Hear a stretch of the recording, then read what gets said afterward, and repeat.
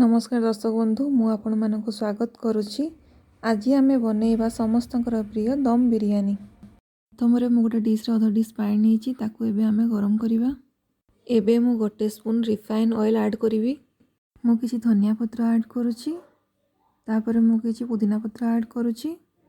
एबे आमे किछि गोटा गरम मसला ऐड करबा जेमति कि दालचीनी, गुजराती, गोलमरीच, लवंग, जावित्री। एबे मु 3 स्पून लुण ऐड करी। एबेरु आमे लुण नौचे कहीं भात रे भलो भाबरे लुण मिसिबा पई कि नौचे। तापरे एबे आमे पानी को भलो भाबरे फुटिया पई कि किछ समय छाडी देबा। देखंतु मु 800 ग्राम रो बिरयानी चावल नेछि। बिरयानी चावल भलो नेबे नहले बिरयानी भलो हबनी। एबे आमे ताकू भलो भाबरे पानी रे धोई नेबा 2-3 थर। हमर चावल रो जेमति स्टार्च बाहरी जिवो। तापरे आमे ताकू अल्प पानी रे बतुरेई देबा। देखंतु पानी हमर भलो भाबरे फुटी जाइछि। एबे आमे चावल को पकेइबा।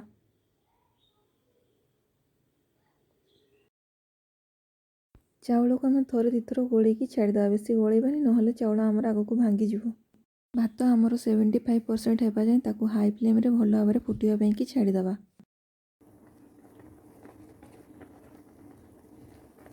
भात को बेसी चलेइबेनी, टिके चले की देखिबे भात 75% हेलानी कि नाही।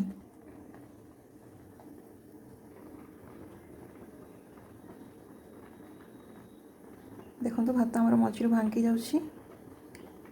हमर भात 75% हे जाइछि। एबे आमे भात को गाड़ी नबा।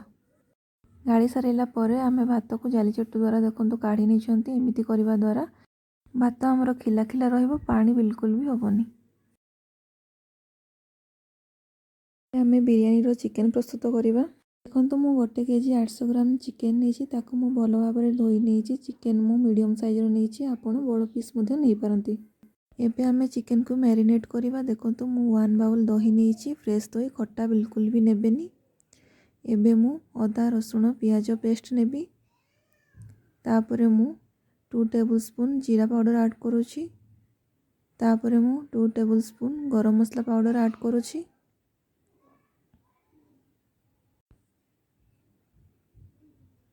तापरे मु 1 स्पून हल्दी पाउडर ऐड करूछि।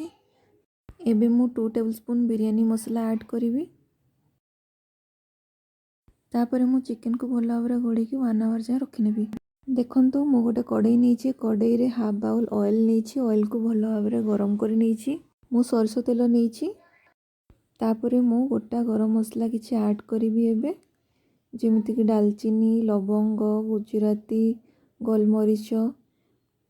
एबे हमें ताको हल्का कलर आसिया पई देबा। हल्का कलर आसी जाइछि। देखंतु हल्का कलर आसी गला परे आमे प्याज ऐड करिबा। प्याज मु 3टी बड़ साइज रो नेछि।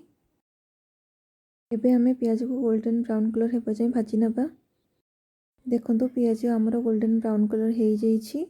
एबे मु 2टी बाउल अदा रसुण प्याज पेस्ट ऐड करिबि। देखंतु तापरे मु अल्प पानी मिसौछि। तापरे मु एबे 3 स्पून जीरा पाउडर मिसेइबि। तापरे मु 1 स्पून हल्दी पाउडर नौछि। 1 स्पून गरम मसला ऐड करिवि। एबे मु 2टा टमाटो ऐड करिवि।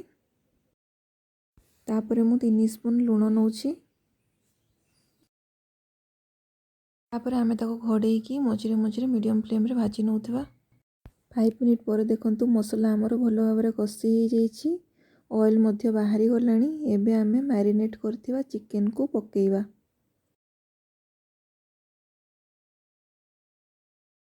एबे मु गोटे बड़ स्पून लंका पाउडर नौछि। आपण आपनको हिसाब रे नै परिबे।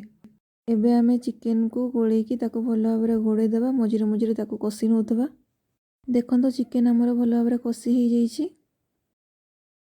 एबे मु 2 टेबलस्पून बिरयानी मसला ऐड करिवि। तापरे ताको भलो भाबरे घोड़ेई की 1 मिनिट सिम रे आमे ताको रखि नबा। देखंतु हमर 1 मिनिट हे सारलाणी। एबे आमे गैस को ऑफ कर नबा। फिर आमे गोटे डिश नबा। डिश को सिम रे रखिबा। तापरे एबे आमे चिकन ग्रेवी को पकेइबा। चिकन रो गोटे लेयर बनौछे। तापरे आमे राइस रो लेयर बनेइबा।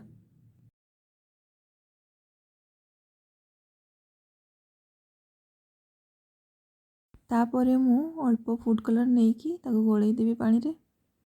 तापरे मु कलर वाटर ऐड करी। तापरे पुणी मु गोटे चिकन लेयर बनैबी। चिकन लेयर बनै सारला परे मु राइस रो लेयर बनैबी।